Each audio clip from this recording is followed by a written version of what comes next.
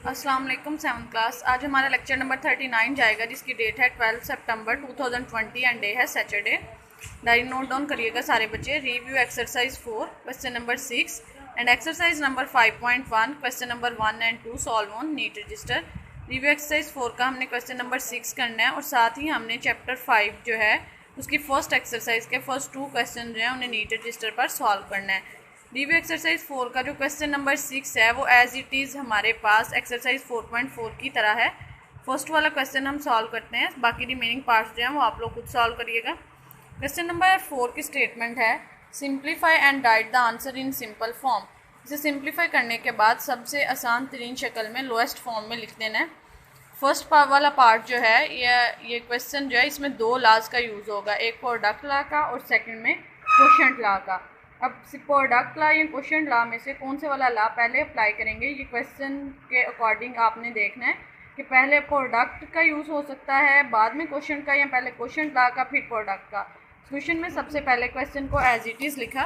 As it is लिखने के बाद हम सबसे पहले प्रोडक्ट लॉ का यूज़ करेंगे। उसकी रीज़न ये है कि यहाँ पे 2 टर्म्स जो हैं, जो ब्रैकेट्स का उसने यूज़ किया हुआ है वो फर्स्ट 2 टर्म्स के साथ है, और पहले अगर हम प्रोडक्ट करके एक सिंपल टर्म में उसे लिखेंगे देन वो सेकंड पे डिवाइड होगा। इस तरह 2 टर्म्स इकट्ठी जो हैं वो क्वोशंट लॉ के साथ अप्लाई नहीं हो सकती थर्ड वाली टर्म के साथ। पहले इस लॉ का यूज़ करेंगे। अब इस लॉ में जो हमारे पास प्रोडक्ट लॉ की कैटेगरी यूज़ होगी वो है जब बेसिस सेम हो और पावर्स हमारे पास क्या हो, डिफरेंट। हमने 2 कैटेगरीज पढ़ी थी, when bases are same and exponents are different, और सेकंड वाली थी when bases are different and exponents are same. हमने फर्स्ट वाली कैटेगरी को यूज़ करना है। उसकी रीज़न ये है कि हमारे पास बेस जो है वो -3/4 दोनों टर्म्स में सेम है और एक्सपोनेंट्स जो हैं वो डिफरेंट हैं। अब इन कंपैरिजन टू लॉ अगर हम देखें तो हमारे पास m जो है वो 2 है और n जो है वो 3 है। इस वजह से हम लोग फर्स्ट वाली कैटेगरी का यूज़ करते हुए नेक्स्ट स्टेप में लॉ का यूज़ कर लेंगे। लॉ का रेफरेंस दिया मैंने 7 सिंस a की पावर m मल्टीप्लाई a की पावर n किसके इक्वल होगा, a की पावर m प्लस n। जितने भी एक्सरसाइज 4.4 में आपको क्वेश्चन करवाए हर स्टेप में मैंने लॉ का रेफरेंस दिया था। आप लोगों ने भी 7 रीज़न लिखनी है, फिर क्वेश्चन में वो जो स्टेप होगा उसे सॉल्व करना है। अब a जो था वो -3/4 था, बेस जो है वो चेंज नहीं होती, वो सेम रहती है। मैंने एज इट इज़ लिखा, m और n को ऐड कर दिया, m 2 था और n 3 था, मैंने लिख दिया उसकी पावर में एक्सपोनेंट में 2 + 3 डिवाइडेड बाय सेकंड टर्म जो है वो एज इट इज़ आ गई। अब 2 + 3 जो है वो इक्वल होगा 5 के। नेक्स्ट स्टेप में -3/4 की पावर 5 डिवाइडेड बाय, अब यहाँ पे क्वोशंट लॉ को अप्लाई करने से पहले एक और लॉ यूज़ हो रहा है, उसका भी रेफरेंस मैंने साथ में दिया हुआ है कि अगर हमारे पास a की पावर m और होल की पावर n लिखी जाए तो फिर m और n जो है वो आपस में मल्टीप्लाई हो जाते हैं। a बेस जो है वो सेम रहती है, m और n का प्रोडक्ट हम जो है वो एक्सपोनेंट में राइट कर देते हैं, तो हमारे पास आ जाएगा a की पावर mn। अब यहाँ पे हमारा a जो था वो -3/4 है, हमारी m पावर जो है वो 2 है और n भी 2 है। m और n जो है वो सेम पावर्स हैं, जब m और n मल्टीप्लाई होंगे तो 2 से मल्टीप्लाई होकर 4 आ जाएगा। सेकंड टर्म अब आ गई -3/4 की पावर 4। अब हमारे पास सिर्फ जो लास्ट साइन बचा है वो डिवीजन का है, और दोनों अब डिवीजन का साइन है, लेकिन हमने देखना है कि क्या लॉ अप्लाई हो सकता है, कोई कैटेगरी बनती है क्वोशंट लॉ में से, तो ये भी फर्स्ट वाली ही बन रही है क्योंकि यहाँ पर भी बेसिस सेम है और एक्सपोनेंट्स डिफरेंट हैं। अब अकॉर्डिंग टू क्वोशंट लॉ जब हमारे पास बेसिस सेम हो, पावर्स डिफरेंट हो और दरमियान में डिवीजन का साइन हो, तो लॉ क्या है कि हम उनकी पावर्स को, उनके एक्सपोनेंट्स को सब्ट्रैक्ट कर देते हैं, बेस जो है वो इटसेल्फ सेम रहती है। फिर मैंने नेक्स्ट स्टेप में लॉ का रेफरेंस दिया है सिंस a की power m divided by a की पावर n किसके इक्वल होगा, a की पावर m - n। m हमारा 5 है और n हमारा 4 है, तो हमने बेस को -3/4 पावर में क्या आ जाएगा 5 - 4 प्लस माइनस माइनस 5 में 4 को माइनस करेंगे 1, बड़ी रकम वाला साइन यूज़ करेंगे तो बड़ी रकम 5 है और वो पॉजिटिव है तो हमारे पास +1 आ जाएगा। किसी भी नंबर की हम 1 पावर लेते हैं, 1 से मल्टीप्लाई करते हैं या 1 से डिवाइड करते हैं, वो नंबर जो है वो सेम रहता है, उस पर कोई फ़र्क नहीं पड़ता। तो फिर -3/4 की पावर 1 जो है वो भी -3/4 के ही इक्वल होगा, और यही सिंपलेस्ट फॉर्म है इस क्वेश्चन की। सारे लॉज को सॉल्व करने के बाद 3 लॉ का यूज़ किया हमने इस क्वेश्चन में, उसके बाद हमारे पास एक आंसर आ गया -3/4 अब इस पर और मज़ीद कोई लॉ अप्लाई नहीं हो सकता, ना ये सिंप्लीफाई हो सकता है। यही इसकी लोएस्ट फॉर्म है, हमारा क्वेश्चन सिंप्लीफाई हो गया। इसी तरह ही आप लोगों ने 7th क्लास इस क्वेश्चन नंबर 4 के सारे रिमेनिंग पार्ट्स करने हैं। अब उनमें भी आपने पहले ये देखना है कि कौन से लॉ का यूज़ करके हम पहले हिस्से को हल कर सकते हैं और फिर दूसरे वाले के साथ सेकंड लॉ को अप्लाई कर सकते हैं। सारे क्वेश्चन आप लोगों ने इस क्वेश्चन को समझ के या एक्सरसाइज 4.4 में जो मैंने आपको क्वेश्चन नंबर 6 में से 3 पार्ट्स करवाए थे उनको देख के तो आप लोगों ने ये क्वेश्चन कंप्लीट करना है। इसी के साथ हमारा चैप्टर नंबर 4 जो है वो कंप्लीट हो जाएगा। समरी जो है वो रह गई है, बाकी रिव्यू एक्सरसाइज की ब्लैंक्स, टिक क्रॉस और एमसीक्यूज जो थे वो मैंने आपको करवा दिए थे।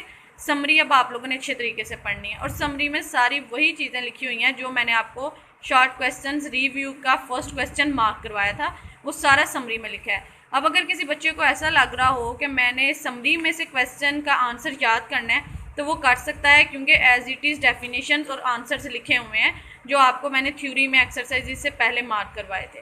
आपकी मर्ज़ी है, लेकिन स्टेटमेंट चेंज हो लेकिन मतलब जो है वो क्वेश्चन का वही होना चाहिए।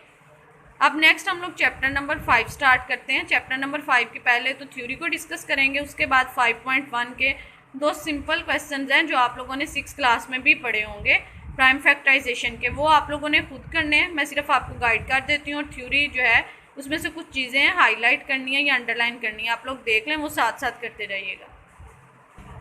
चैप्टर नंबर 5 है 7th class, square root of positive number, किसी पॉजिटिव नंबर का मुस्बत अदाद का जज़र, ये चैप्टर है। इसमें ऐसे ही नंबर्स आएंगे, वो नंबर 2 डिजिट भी हो सकता है, 3 डिजिट भी, 4 डिजिट भी। जैसे जैसे हम 5.4 5.3 की तरफ जाएंगे वो नंबर जो है उसके डिजिट्स ज़्यादा होते जाएंगे, लेकिन हमने फाइंड स्क्वायर रूट ही करना है। कभी वो कहेगा बाय प्राइम फैक्टराइजेशन फाइंड करें स्क्वायर रूट, और कभी कहेगा डिवीजन मेथड से, लेकिन हर एक्सरसाइज में हमने by prime factorization by division method square root ही फाइंड करना है। लेकिन डिजिट्स जो हैं वो 2 डिजिट होंगे, 3 डिजिट, 4 डिजिट नंबर्स होंगे, उनका हमने स्क्वायर रूट फाइंड करना है। इसमें जो फर्स्ट वाली एक्सरसाइज है उसमें वो स्क्वायर के बारे में बता रहा है, प्राइम फैक्टराइजेशन के बारे में बता रहा है। यहाँ प्राइम फैक्टराइजेशन और स्क्वायर आप लोगों ने 6th क्लास में पढ़ा था, और यहाँ पहले एरिया के फार्मूले को डिस्कस करेगा, वो भी आप लोगों ने पढ़ा हुआ है। एरिया का फार्मूला हम किस तरह फाइंड करते हैं, वो रेक्टेंगल हो या स्क्वायर हो। इंट्रोडक्शन में लिख रहा है इन प्रीवियस क्लासेस, गुज़श्ता क्लासेस में वी हैव लर्न डैट, हम सीख चुके हैं, the area of a square, कि जो होता है किसी मुरब्बे का रकबा, कैन बी कैलकुलेटेड, उसे हम गिन सकते हैं, कैलकुलेट कर सकते हैं बाय मल्टीप्लाइंग इट्स लेंथ, इसकी लंबाई को ज़रब करते हैं, बाय इट्स सेल्फ, उस वो खुद से ही लंबाई जो है वो ज़रब होती है, एज शोन इन बिलो, जैसा कि उसने नीचे लिखा हुआ है। Area of the square, square का एरिया क्या होता है, लेंथ मल्टीप्लाई लेंथ। उसकी रीज़न क्या है कि स्क्वायर में जो 4 साइड्स होती हैं वो आपस में इक्वल होती हैं, इस वजह से एरिया ऑफ स्क्वायर जो है वो इक्वल होता है length multiply length. L square भी लिखते हैं कुछ बच्चे, कुछ एरिया इक्वल एक्स स्क्वायर भी लिखते हैं हम। अगर आपने एक साइड की लेंथ को एक्स पोज किया हुआ है तो फिर आपकी लेंथ जो है वो एक्स है, क्योंकि चारों साइडों की लेंथ आपस में इक्वल है, तो फिर सब साइडों की लेंथ जो है वो एक्स ही होगी। तो लेंथ की जगह पे एक्स आएगा, फिर सेकंड टाइम जब लेंथ लिखेंगे फिर एक्स आएगा, एक्स एक्स से मल्टीप्लाई होके क्या बन जाएगा, x square. It means that x square is an area of a square, हम कह सकते हैं इसका मतलब है कि एक्स स्क्वायर जो है ये रकबा एक्स स्क्वायर का, whose side length is x, जिसकी एक साइड की लंबाई जो है वो एक्स है। और simply we can say that, या आसान लफ्ज़ों में हम कह सकते हैं x square is the square of x, कि एक्स स्क्वायर जो है वो मरबा है एक्स का, उसका स्क्वायर है, that is the square of x equal x square. अगर हम एक्स का स्क्वायर लें तो क्या हो जाता है, एक्स स्क्वायर। अब यहाँ से हम स्क्वायर ऑफ अ नंबर को डिफाइन करते हैं, सब लोग इसे अंडरलाइन कर लें। The product of a number, किसी नंबर का हासिल ज़रब विद इट सेल्फ, उसके खुद के साथ, इज कॉल्ड इट्स स्क्वायर, उसका स्क्वायर कहलाता है, उसका मुरब्बा कहलाता है। जब हम किसी नंबर का हासिल ज़रब उसी नंबर के साथ लें तो वो स्क्वायर कहलाता है, मुरब्बा कहलाता है। अब बच्चों उसने कुछ परफेक्ट स्क्वायर्स लिखे हुए हैं, ये बहुत ही आसान है कि अगर 1 का स्क्वायर लेना है, जितनी पावर लिखी जाती है किसी नंबर के ऊपर हम उस नंबर को उतने टाइम्स मल्टीप्लाई करते हैं। 1 का स्क्वायर मतलब 1 जो है वो 2 टाइम्स मल्टीप्लाई होगा, 1 मल्टीप्लाई 1। 2 का स्क्वायर क्या होगा, 2 जो है वो 2 टाइम्स मल्टीप्लाई होगा, 2 मल्टीप्लाई 2। 5 का स्क्वायर क्या होगा, 5 मल्टीप्लाई 5। जितनी पावर एक्सपोनेंट में लिखी जाती है नंबर के ऊपर उतने टाइम्स वो नंबर जो है वो मल्टीप्लाई होता है। इसी तरह अगर आपको आ जाता है find the square of the following numbers, तो आपने जो नंबर लिखा होगा उसे 2 टाइम्स मल्टीप्लाई कर देना है। 7th क्लास हम लोग प्रॉपर्टीज़ जो हैं परफेक्ट स्क्वायर्स की उन्हें डिस्कस करते हैं। उसने कुछ प्रॉपर्टीज़ लिखी हुई हैं, इन्हें हाईलाइट करिएगा, क्वेश्चन में हम इन चीज़ों को यूज़ करेंगे। लिखा हुआ है properties of perfect square of numbers. जो परफेक्ट स्क्वायर होते हैं नंबर्स के, उनकी क्या प्रॉपर्टीज़ हैं, क्या खसूसियात हैं। फर्स्ट वाली प्रॉपर्टी है the square of an even number is even. जो स्क्वायर होता है किसी इवन नंबर का वो भी इवन नंबर होता है। इवन नंबर कौन से नंबर हैं? ऐसे नंबर जो 2 पे डिविजिबल होते हैं, 2 के टेबल पे डिवाइड हो जाते हैं। किसी भी जुफ्त अदद का जब हम मुरब्बा लेते हैं तो वो भी एक जुफ्त अदद ही आता है। जिस तरह 2, 4, 6, 8 ये सारे नंबर्स जो हैं 2 पे डिविजिबल हैं, ये सारे इवन नंबर्स हैं। वो कह रहा है जब हम इन स्क्वायर लेते हैं किसी भी इवन नंबर का, वो छोटे से छोटा है या बड़े से बड़ा, तो उसका आंसर भी एक इवन नंबर ही आता है। ऐसा नहीं है कि वो कोई ऑड नंबर आए, ताक नंबर आए। ये इसकी पहली प्रॉपर्टी है। आप लोग खुद ऑब्जर्व करेंगे जब आप लोग 2 का स्क्वायर करते हैं तो वो 4 के इक्वल आता है। 4 जो है वो भी एक इवन नंबर है। आप 6 का स्क्वायर करते हैं तो वो 36 आता है। 36 भी 2 पे डिविजिबल है, ये भी एक इवन नंबर है। अगर आप 12 का स्क्वायर करते हैं तो वो 144 आता है। 144 जो है ये भी 2 पे डिविजिबल है, एक इवन नंबर है। तो इन एग्जाम्पल से हमें वाज़ह हो जाता है कि जब हम किसी इवन नंबर का स्क्वायर करते हैं तो वो भी एक इवन नंबर के इक्वल ही आता है। अब हम इसकी सेकंड प्रॉपर्टी को डिस्कस करते हैं, उसमें वो क्या बता रहा है। सेकंड प्रॉपर्टी है 7th का, the square of an odd number is odd.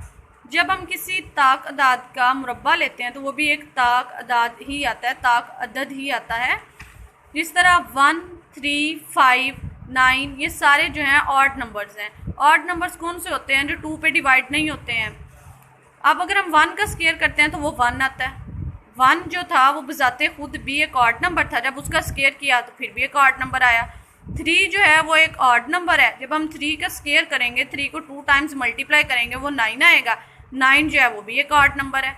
इसी तरह अगर हम देखें 7 का स्क्वायर किया जाए, 7 जो है वो एक ऑड नंबर है, उसका स्क्वायर जो है वो 49 आता है।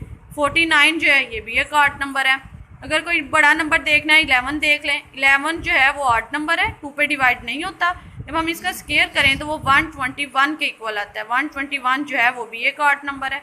तो फिर इन एग्जाम्पल से हमें क्लियर हो जाता है कि जब हम किसी ऑड नंबर का स्क्वायर करते हैं तो वो भी एक ऑड नंबर ही आता है। इसकी नेक्स्ट प्रॉपर्टी को हम डिस्कस करते हैं।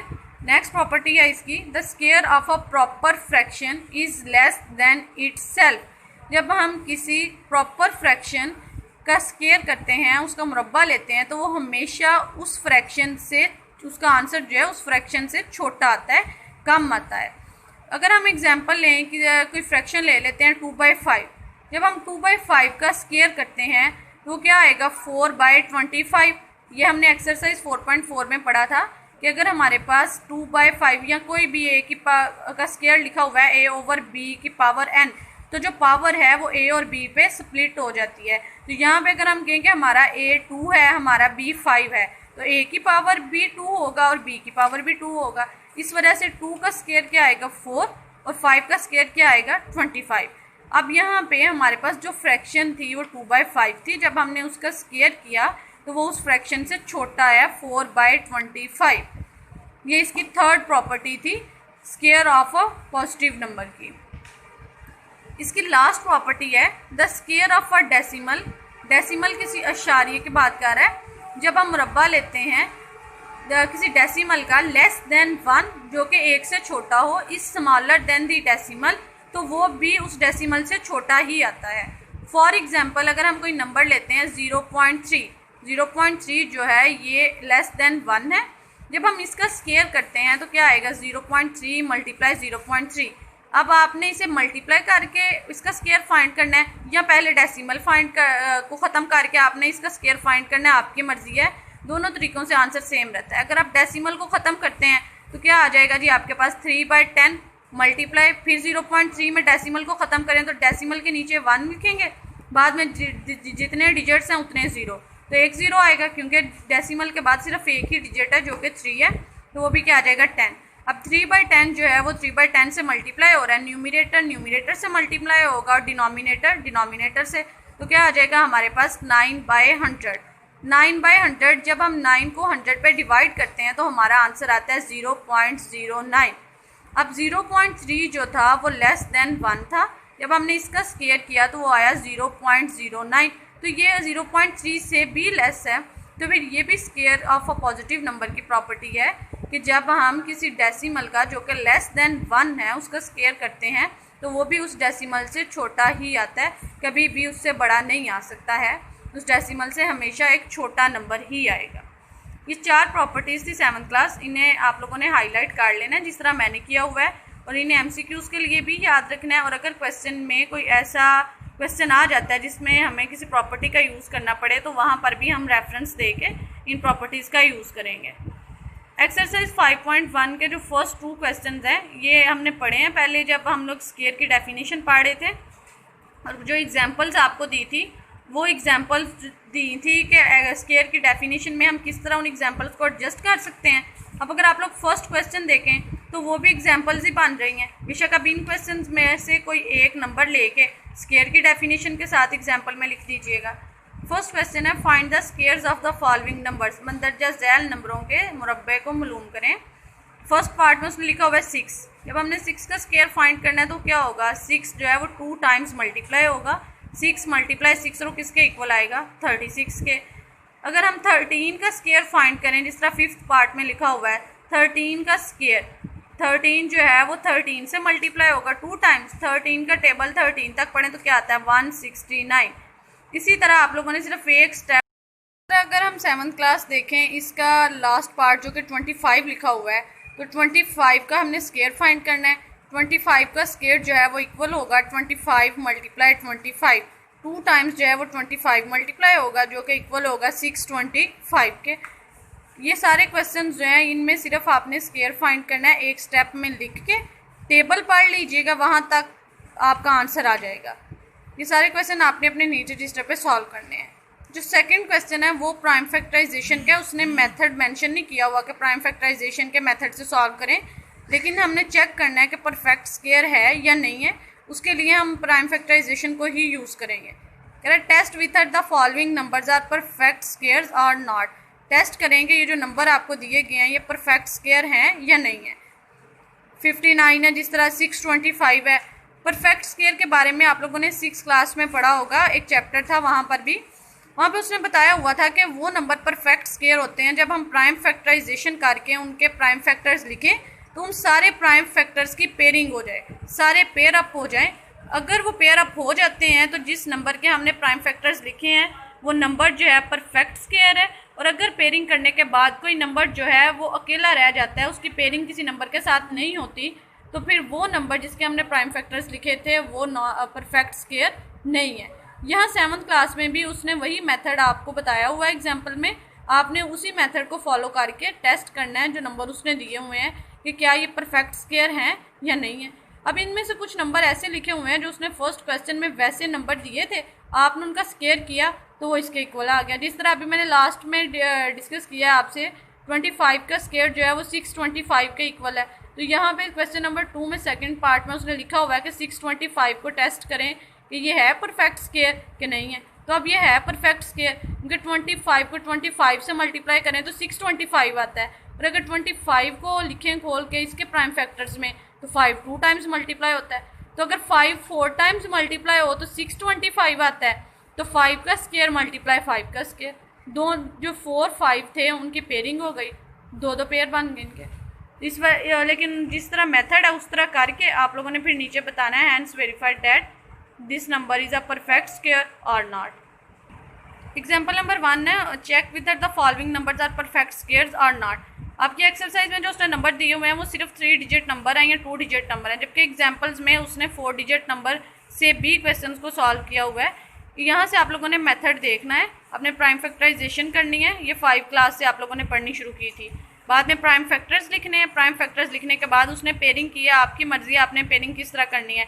सिंपल एक स्ट्रेट लाइन लगानी है, उसकी तरह बॉक्स बनाने हैं या वैसे खुद ऑब्जर्व कर लेना है और फिर नीचे स्टेटमेंट में लिख देना है। अगर आपके सारे पेयर बन जाते हैं तो आपने लिखना है we can see that each factor forms a pair, कि हर फैक्टर जो है वो पेयर बना रहा है, hence this one number is a perfect square. और अगर पेयरिंग नहीं हो रही तो आपने वो भी स्टेटमेंट लिख देनी है वी कैन सी डैट जो नंबर बच जाएगा is a factor which can not be paired with any equal factor, ये किसी भी दूसरे फैक्टर के साथ पेयर नहीं हो रहा, so this number is not a perfect square, इस वजह से ये नंबर जो है परफेक्ट स्क्वायर नहीं है। सारे क्वेश्चन जो हैं वो आपने इसी स्टेप्स को फॉलो करते हुए करने हैं। ये 2 क्वेश्चन जो हैं इन्हें नीट रजिस्टर पे आप लोगों ने सॉल्व कर लेना है। नेक्स्ट क्वेश्चन जो है वो हम कल करेंगे इस एक्सरसाइज के। ये वाला काम कंप्लीट कर लीजिएगा सब लोग। अल्लाह हाफिज़ 7th क्लास।